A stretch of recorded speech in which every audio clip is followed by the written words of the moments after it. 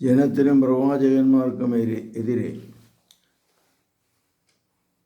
ഹോസിയ പ്രവാചകൻ്റെ പുസ്തകം 5-ാം അധ്യായം.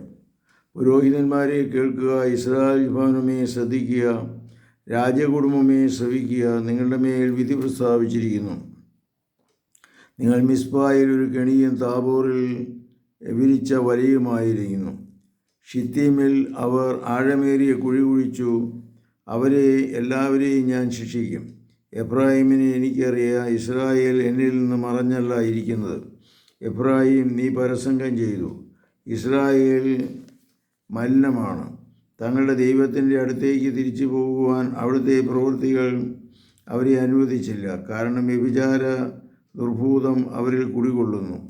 അവർ കർത്താവിനെ അറിയുന്നുമില്ല. ഇസ്രായേലിൻ്റെ അഹങ്കാരം അവനെ എതിരെ സാക്ഷ്യം നൽകുന്നു. എഫ്രായിം തൻ്റെ തിന്മയിൽ തട്ടി വീഴും. യൂദായും അവരോടൊപ്പം കാലിടറി വീഴും.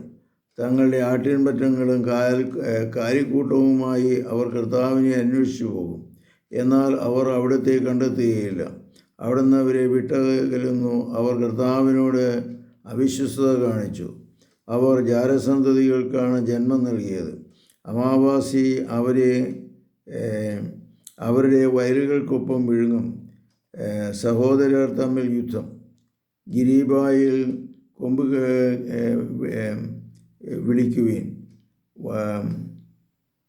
റഹാമ കാഹളം മുഴക്കുവിൻ.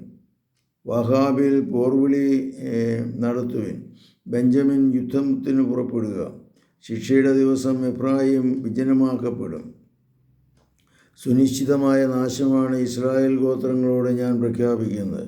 യൂദായുടെ നായകന്മാർ അതിർത്തി രേഖ മാറ്റുന്നത് പോലെ ആയിരിക്കുന്നു. എൻ്റെ ക്രോധം അവരുടെ മേൽ ഞാൻ വെള്ളം പോലെ ഒഴുക്കും. എഫ്രായിം മർദ്ദകനാണ്. അവൻ നീതിയെ ചവിട്ടിമെതിക്കുന്നു.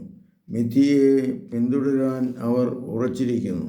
എഫ്രായിമിന് ഞാൻ കിടിലം പോലെയാണ്, യൂദാഭവനത്തിന് വ്രണം പോലെയും. എഫ്രായിം തൻ്റെ രോഗവും യൂദാ തൻ്റെ മുറിവും കണ്ടപ്പോൾ എഫ്രായിം അസീരിയയിലേക്ക് തിരിഞ്ഞ് മഹാരാജാവിൻ്റെ അടുത്തേക്ക് ആളയച്ചു. അവർ നിങ്ങളെ സുഖപ്പെടുത്തുമോ? നിങ്ങളുടെ മുറിവ് ഉണക്കാനോ അവന് സാധിക്കുകയില്ല. ഞാൻ എഫ്രായിമിനെ ഒരു സിംഹത്തെപ്പോലെയും യൂദാഭവനത്തിന് യുവസിംഹത്തെപ്പോലെയും ആയിരിക്കും. ഞാൻ തന്നെ അവരെ ചിന്തിക്കളയും. ഞാൻ അവരെ ഉപേക്ഷിച്ചു പോകും. ഞാൻ അവരെ വലിച്ചിഴച്ചു കൊണ്ടുപോകും. ആർക്കും അവരെ രക്ഷിക്കാൻ കഴിയുകയില്ല.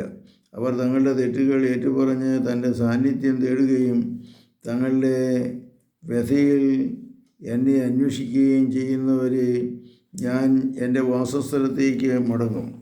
കർത്താവേ, അനുഗ്രഹിക്കണമേ. പരിശുദ്ധ പരമദിവ്യകാരുണ്യത്തിന് എന്നേരവും ആരാധനയും സ്തുതിയും പുകഴ്ചയും ഉണ്ടായിരിക്കട്ടെ. പരിശുദ്ധ ഈശോ മിശിഹായ്ക്കും സ്തുതിയായിരിക്കട്ടെ.